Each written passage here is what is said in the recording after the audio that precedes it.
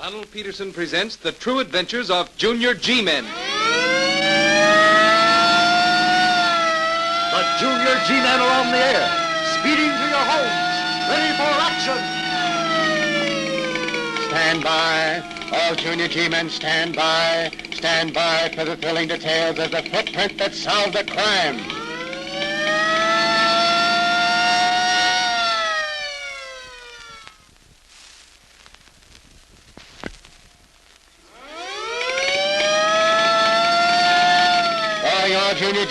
Calling all Junior G-Men, stand by for report of Junior G-Man Anthony Adams concerning... The footprint that solved the crime. Report number 906 in 3 parts as given by operator Anthony Adams of Weston. Part 2.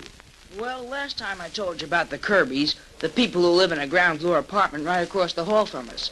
They'd only lived there 2 months, but in that time, Mr. Kirby managed to get himself pretty well disliked.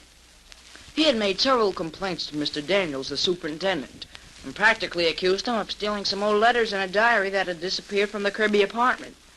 Then one time when Willie Jackson, the superintendent's assistant, who's a little funny, accidentally broke a mirror, Mr. Kirby hit him and knocked him out.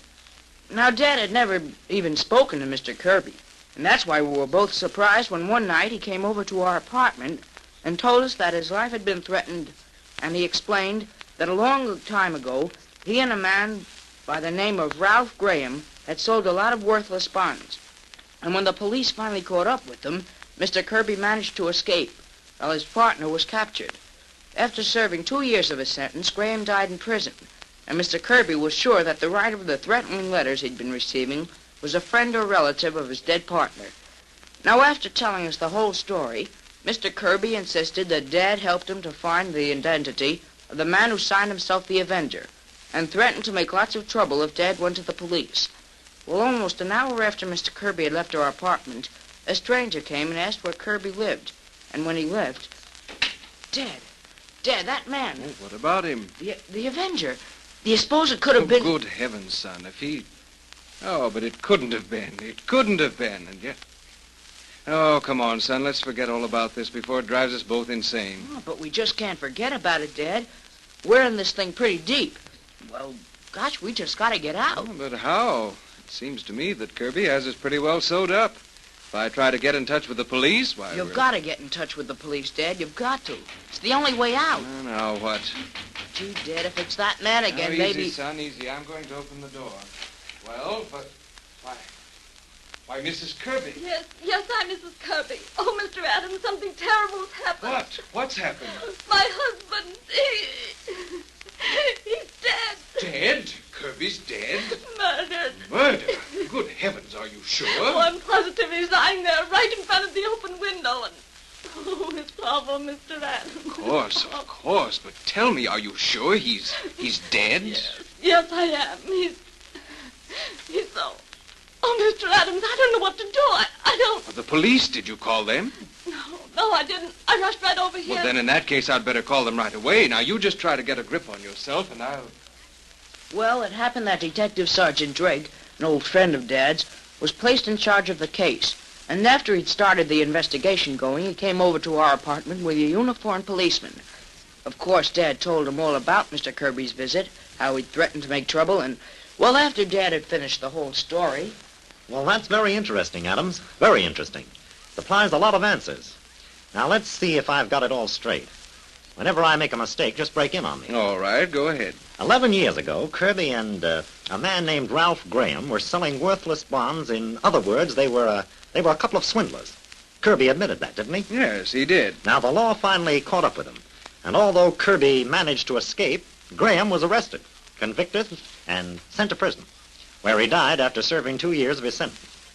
In the meantime, Kirby left the country and only began to receive these threatening letters from the Avenger after he returned to the United States. Right. And these letters... Followed him wherever he went. At any rate, that's what he told us. He seemed to be a little suspicious of Daniels. The superintendent? Yes, and Daniels' assistant, too. Willie Jackson. Oh, yes, Willie. He had some trouble with both of them, didn't he? Oh, then you've heard about that. Yes, I've already questioned them about it. Both of them. They don't know it, but I'm having their alibis checked right now. But to get back to your story about this Avenger, Kirby didn't have any idea who it could possibly be, did he? No, he didn't. That is, nothing definite. Of course, he was pretty sure that at one time or another the Avenger must have been connected with Ralph Graham. Of course. Of course. That stands to reason.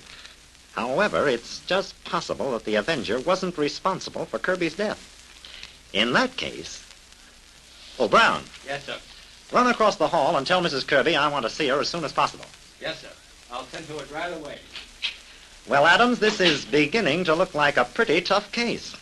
Very few clues. And only one that seems at all important. And what's that? A footprint, Tony. A single footprint left in the flower bed just below the window through which Kirby was shot. Then you believe he was shot by someone standing outside the building? Yes, I do. I'm sure of it. You see, there are powder burns on the windowsill. Now, the way I see it, the murderer was pretty cool about the whole thing. He leveled his gun on the sill, called or attracted Kirby to the open window, and then calmly shot him. And left his footprints behind. Exactly. And that footprint is the one clue that might solve this crime. You see, it's a little unusual. At any rate, it tells us the murderer was not a rich man. In fact, he must have been rather poor, because the sole of his shoe is worn out. The print proves that there's a hole in his shoe larger than a $50 and shaped like a heart. Yes, it's unusual. It is. And, by the way, I'm having a cast made of that footprint, a plaster cast. And when we find a shoe to fit it, we'll have the murderer. Yes, I suppose you will. A heart-shaped hole in the sole of the shoe. Of the right shoe. It shouldn't be too hard to locate. That is, if the murderer hasn't already disposed of the shoe. But look here, about the shot. Did either of you hear it? No, I'm afraid we didn't. You see, this is a pretty noisy section. A lot of traffic passes by out front, and, well, even if we had heard a noise like a shot, we might have mistaken it for a backfire. Yes, unfortunately, that's quite possible. Say, that man I told you about, the fellow who came to the door and asked for Kirby, did you find out anything about him? Not yet. And that's a very funny thing. According to your story, Mrs. Kirby should have seen him as she crossed the hall to your apartment. Well, didn't she? No, she didn't. And that's what's so funny. He wouldn't have had time to get out of the building and... He could have hid behind the stairway and slipped out later. Yes, I know, but... Well, we'll find out about him. That description you gave me was very complete, and we should be able to pick him up without much trouble. He certainly won't be able to get very... Oh, that's probably Brown coming back with Mrs. Kirby.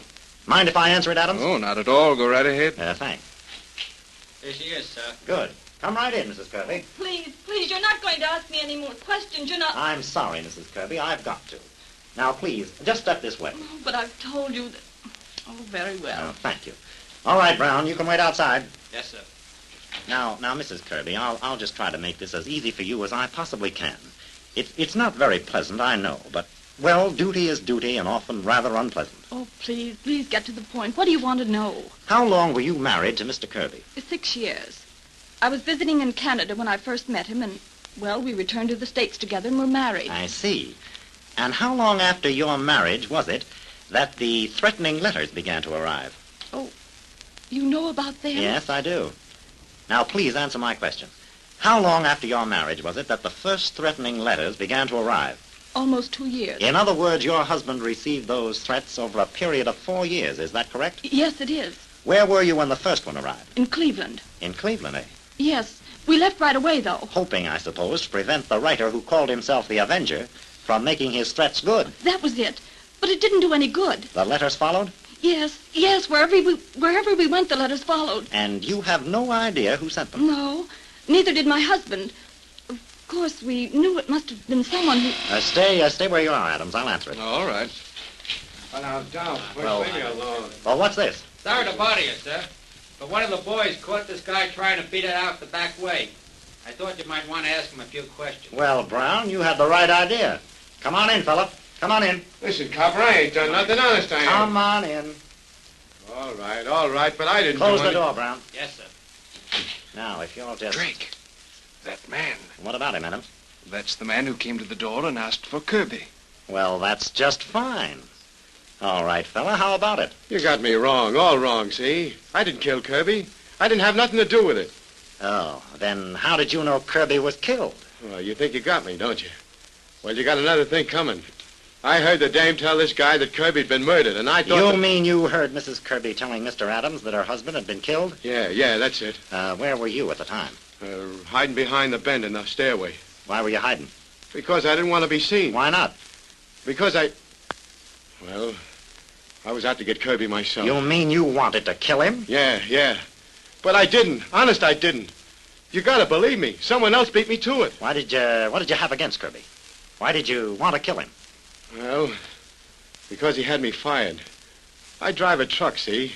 I got a wife and a couple of kids. Well, one day a couple of weeks ago, I happened to smack into this Kirby guy's car, and he raises a row about it. What happens? The boss fires me. That's what happens. And my kids go hungry. That's why I wanted to get him. And I would have. Only someone beat me to it. And that's your story. All right, Brown. Take him down to headquarters. Listen, wait a minute. You can't take me... You've told your story. Now we're going to see if you can stick to it. Take him along, Brown. Oh, listen, copper. Have a heart, will you? I'm telling you, you can't do that. You can't pin that on me. There's nobody... And that just about finished things for the night. Nothing further developed until 2 days later. When I came home from school, Mr. Daniels, the superintendent of the building, was busy mixing some cement right in front of the apartment house.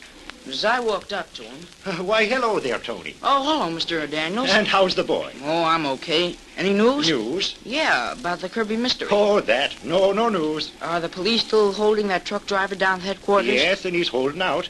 He hasn't changed his story in the least. Oh, well, they'll get the truth out of him sooner or later. And you don't believe his story? Look out, that pavement now. Look out. What's the matter? I just laid that cement a few minutes ago, and it isn't hard yet. Oh, I see. And I almost stepped in it. Is that it? Yes, that's it, all right. I don't want to go over it either. It's bad enough I've got to do this square over without... Gee whiz, someone just walked over that cement. Well, what's the matter? Holy smoke, the footprints. The footprints. Calling all Junior G-men to follow the case of the footprint that solved the crime. Flash, stand by for reportment announcing concerning the next broadcast.